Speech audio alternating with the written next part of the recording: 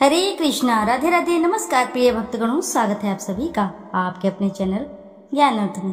आप सभी का दिन शुभ और मंगलमय हो। श्रोताओं, पिछले अध्याय में आपने रसपान किया वैशाख महात्म्य का दूसरा अध्याय। आज आप रसपान करेंगे वैशाख महात्म्य का तीसरा अध्याय।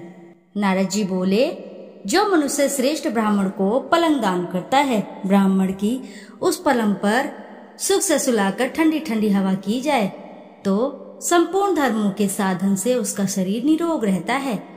इस दान से सब ताप शांत हो और दूर हो जाते हैं। वह मनुष्य योगियों से भी दुर्लभ पद पाता है। जो मनुष्य वैशाख में धूप से थके हुए ब्राह्मणों को सुंदर श्रमनाशक पलंग दान करता है, वह मनुष्य, हे राजन, संसार के जन्म मरण और वृद्धावस्था के कष्ट नहीं भोगता। उस पलंग पर ब्राह्मण के शयन करने से जीवन भर के जाने अनजाने किए हुए पाप नष्ट हो जाते हैं। हे राजेंद्र, उसके पाप ऐसे नष्ट हो जाते हैं जैसे अग्नि के स्पर्श से कपूर नष्ट हो जाता है और वह मनुष्य निश्चय ही ब्रह्मपद को चला जाता है। जो मनुष्य वैशाख मास में शय्या दान करता है, वह मनुष्य इसी जन्म में संपूर्ण भोग्य पदार्थों को भोगता है। उसके कुल में बहुत से मनुष्य होते हैं, कोई रोग उसको नहीं होता है। उसे बड़ी आयु, धैर्य, निरोगता और यश मिलता है। उस धर्मात्मा के कुल में 100 पीढ़ी तक कोई अधर्मी नहीं होता है। इस मास में दान आदि करने का अपार फल होता है। वैशाख के धर्मों को इस तरह करने वाला धर्मात्मा पुरुष सब भोगों को भोग कर अपना शरीर त्यागता है। जो वेद पाठी ब्राह्मण को तकिया दान देते हैं, उसके सभी पाप नष्ट हो जाते हैं और अंत में ब्रह्मपद प्राप्त होता है। बिना इसके दिए मनुष्य सुखपूर्वक नहीं सो पाता है और इसके दान करने से सबका आश्रय बनकर पृथ्वी का राज्य भोगता है। हे राजन, वह मनुष्य 7 जन्म तक सदा सुखी भोगता है, धर्मपरायण और विजयी होता है, फिर अपने 7 कुल समेत मुक्त हो जाता है। जो मनुष्य चटाई अथवा और किसी प्रकार का आसन देता है जिस पर पत्रशयी विष्णु भगवान स्वयं विराजते हैं, जैसे जल में पड़ी हुई ऊन नहीं भीजती, वैसे ही संसारी जीव संसार के बंधन को नहीं प्राप्त होता है। चटाई को देने वाला मनुष्य आसन और शैया पर आरूढ़ हो सब तरह के सुखी रहता है। शयन करने के लिए चटाई और कंबल दान देता है, वह मुक्त हो जाता है, इसमें संदेह नहीं है। निद्रा से दुख दूर हो जाता है और निद्रा से परिश्रम दूर हो जाता है। वहीं निद्रा चटाई पर सुखपूर्वक आती है। हे राजन, जो वैशाख में कंबल का दान करता है, वह अकाल मृत्यु और काल मृत्यु से छूटकर 100 वर्ष तक जीवित रहता है। जो प्राणी धूप से व्याकुल ब्राह्मण को पतला वस्त्र देता है, उसकी पूर्ण आयु होती है और परलोक में उसको परम गति मिलती है। कपूर और अनंताप को दूर करते हैं। इससे कपूर का दान ब्राह्मण को देते हैं तो मोक्ष मिलता है और दुख का नाश हो जाता है। जो ब्राह्मण को फूल और कुमकुम दान करे तो सार्वभौम राजा हो, सब प्राणी उसकी आज्ञा में रहें और पुत्र तथा पौत्रों युक्त होकर सब भोगों को भोग मोक्ष पाता है। त्वचा और हड्डी के संताप को चंदन तत्काल दूर कर देता है। अतः जो चंदन दान करता है, वह तीनों ताप से दूर हो मोक्ष को प्राप्त होता है। जो जल में भीगी हुई चस, चंपा या कुशा दान करता है, हे राजन, वह प्राणी सब प्रकार के सुख भोगता है। सब देवता उसकी सहायता करते हैं, उसके पाप और दुख दूर हो जाते हैं और अंत में मोक्ष पाता है। जो वैशाख में गौरोचन और कस्तूरी दान करता है, वह तीनों ताप से छूटकर मोक्ष पद पाता है। जो मेष की संक्रांति में तांबूल और कपूर दान करता है, वह पृथ्वी में सारे सुख भोग कर निर्वाण पद प्राप्त करता है। जो मनुष्य सेवती और जूही दान करता है, वह सार्वभौम राजा होकर अंत में मोक्ष पद पाता है। जो वैशाख में केतकी और मल्लिका दान करता है, वह माधव भगवान की आज्ञा से मोक्ष पाता है।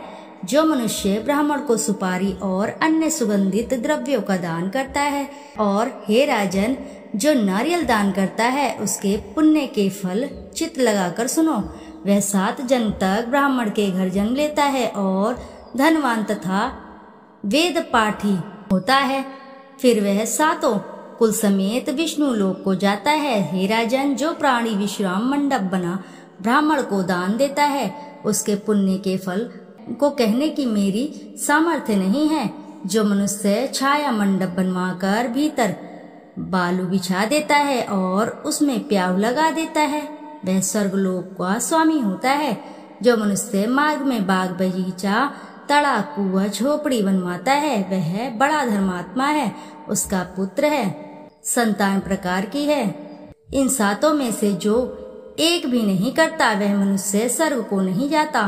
तीर्थ यात्रा, सत्संग, जलदान, अन्नदान, पीपल का पेड़ लगाना और पुत्र होना, ये 7 प्रकार के संतान वेदताओं ने कही है। अन्य सैकड़ों धर्म करने पर भी मनुष्य को संतान नहीं मिलती, इसलिए संतान की इच्छा करने वालों को इनमें से एक कर्म अवश्य ही करना चाहिए। पशु पक्षी मृग और वृक्षों को भी स्वर्ग में सुख नहीं मिलता, फिर मनुष्य का तो कहना ही क्या है।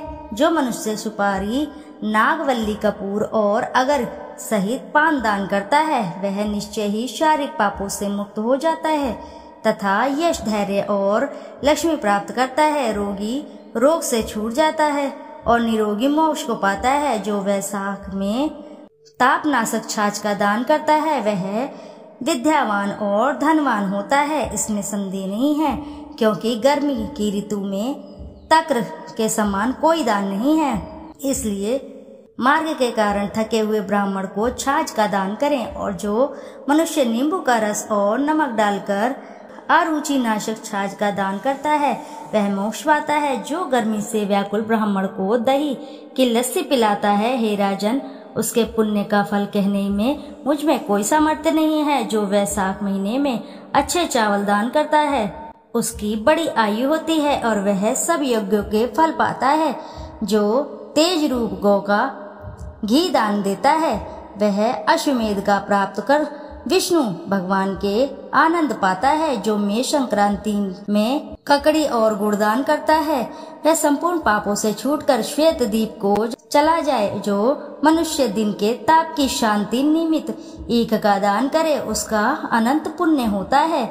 जो सायकाल श्रम के शांति के लिए पने का दान करते हैं वह संपूर्ण पापों से छटकर विष्णु की सायुज्यता को प्राप्त होता है। जो सायकाल के समय ब्राह्मण को फल और पने का दान करे उस दान से पितरों को निश्चय सुधापान मिलता है। जो वैशाख महीने में पके आम के फल और पने का दान है उसके सब पाप निश्चय ही दूर हो जाते हैं। वैशाख महीने की अमावस्या को पे से भरे हुए घड़े का दान करने से 100 गया श्राद्ध कर लिया, इसमें संदेह नहीं है। वैशाख की अमावस्या को कस्तूरी, कपूर, मल्फी का खस आदि वस्तुओं से युक्त जल कुंभ का दान जो पितरों के लिए किया जाता है उसको 96 श्राद्ध करने का पुण्य निसंदेह होता है। इति शुभम। प्रेम से बोलिए प्रिय भक्तगणों, जय श्री लक्ष्मी नारायण। श्रोताओं, आज का अध्याय यहीं संपन्न हुआ। श्रोताओं, आपसे एक छोटी सी रिक्वेस्ट है, यदि आपको वीडियो अच्छी लगती है तो वीडियो जरूर लाइक करें, साथ ही चैनल को सब्सक्राइब करें और एक बार अपनी सच्ची श्रद्धा से कमेंट बॉक्स में जरूर लिख दें। हरे कृष्णा, राधे राधे। फिर मिलते हैं हम आपसे अगले अध्याय में, यानी कि चौथे अध्याय में। जब तक के लिए नमस्कार श्रोताओं।